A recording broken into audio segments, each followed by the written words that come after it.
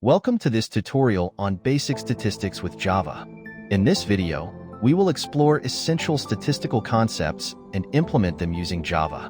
We'll cover measures of central tendency, dispersion, and sum distributions.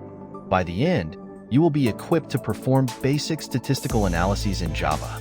We'll start by defining what statistics are. Statistics is the study of data, how to collect, summarize, and interpret it.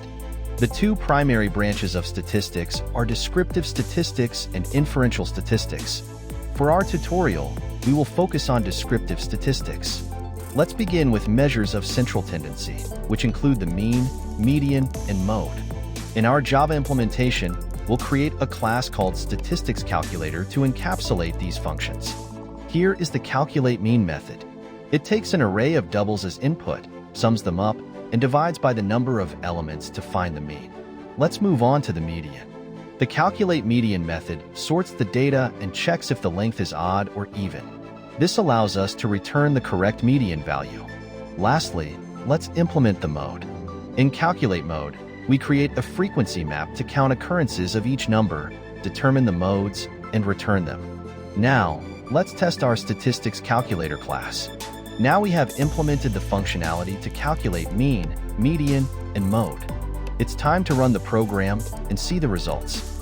Make sure you test it with various datasets to see how it performs. Next, let's discuss measures of dispersion including range, variance, and standard deviation. We will extend our statistics calculator class to include these calculations. The calculate range method finds the maximum and minimum values in an array and subtracts them to get the range. Now let's add the methods for variance and standard deviation. In the calculate variance method, we first compute the mean, then calculate the square differences for all elements, summing them before dividing by the number of elements. The calculate standard deviation method simply takes the square root of the variance. Now, let's update our main method to test the new dispersion calculations.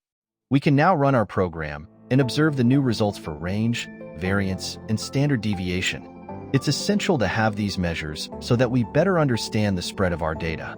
Next, we'll dive into some statistical distributions, specifically normal distribution. A normal distribution is a bell-shaped curve where most of the observations cluster around the central peak. In Java, we can utilize the Apache Commons Math library to work with distributions. First, ensure you add this dependency in your project. For Maven users, add this to your pom.xml. Once you've added the library, we can create methods to work with the normal distribution. Let's create a method to calculate the probability density function.